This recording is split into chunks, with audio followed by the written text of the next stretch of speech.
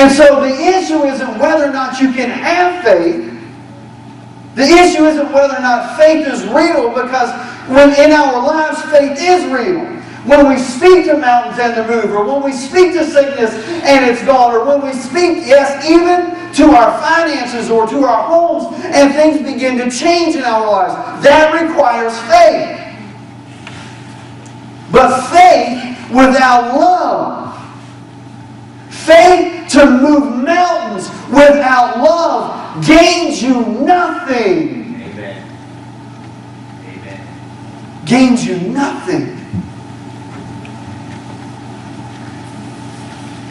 We may have the faith to talk the talk, cast out demons, and walk on water, but unless we have love, it amounts to nothing more than Barnum and Bailey.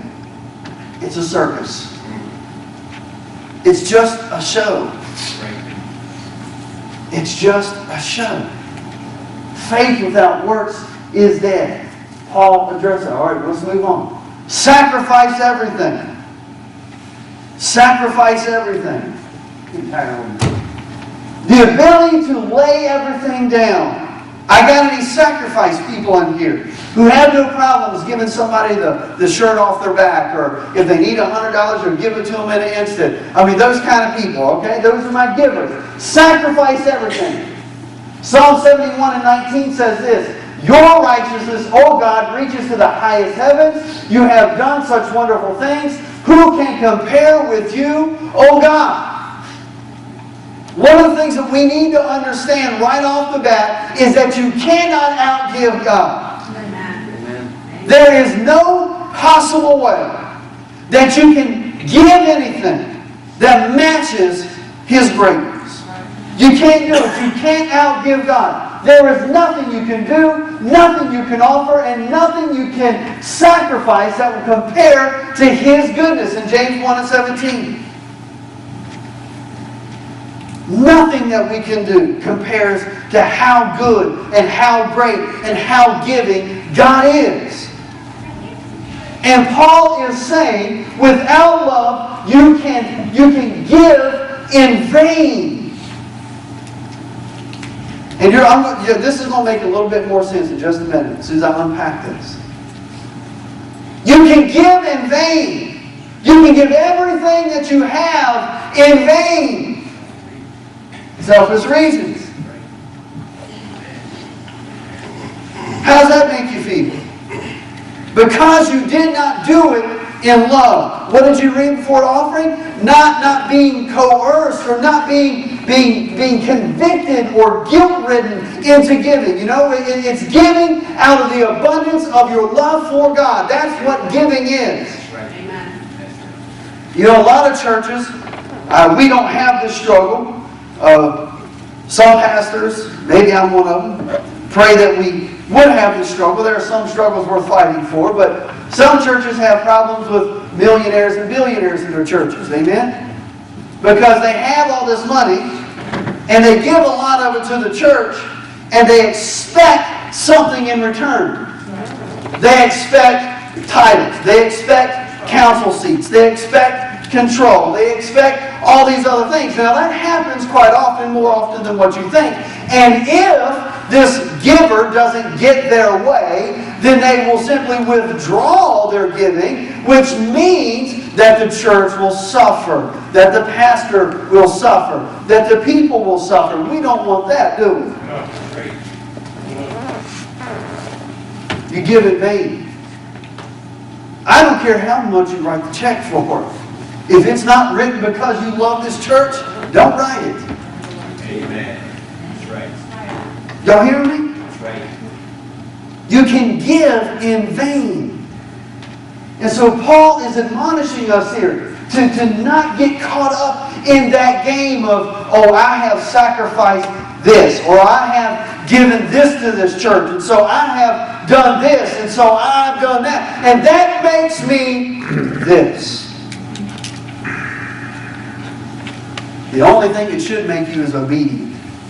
Because if you're following the voice of God, what you give is in obedience to what He's asking you to give. Nothing more and nothing less. Because if you give for any other reason you are giving for selfish motives. So all right, now we're done with that. Let's unpack this a little bit.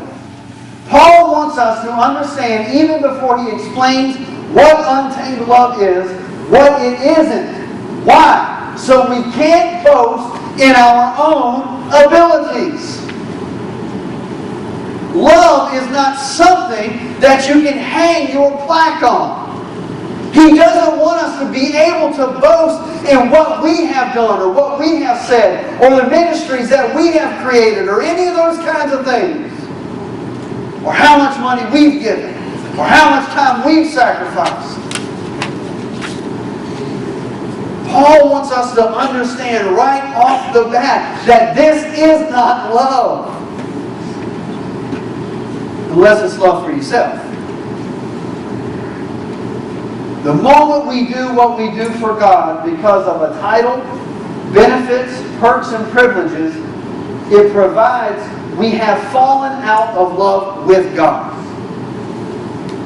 Y'all hear me?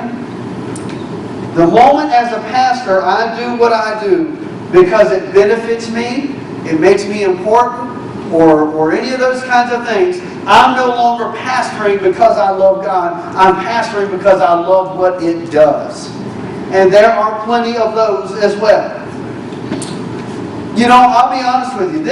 It's a pretty good deal being a pastor. I'm not going to lie to you. Yeah, you got to put up with some of the other stuff. Everybody knows that. But that's any job, anywhere you go. You got to put up with mess. You got to put up with people. You got to put up with construction. You got to do those things anywhere you go. If you own your own home, you got to put up with that.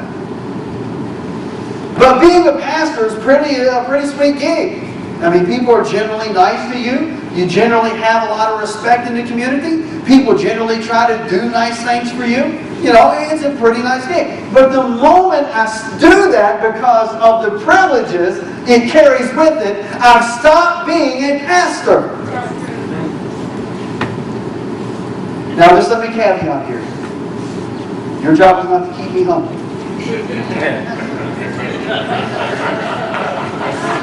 You can take that for what it's worth.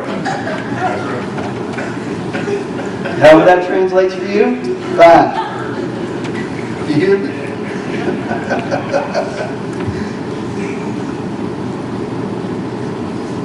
I don't know why I said that. It's true, maybe it's true. But the moment we do the things we do because of what it gets us in return, we have lost understanding of what love of God is.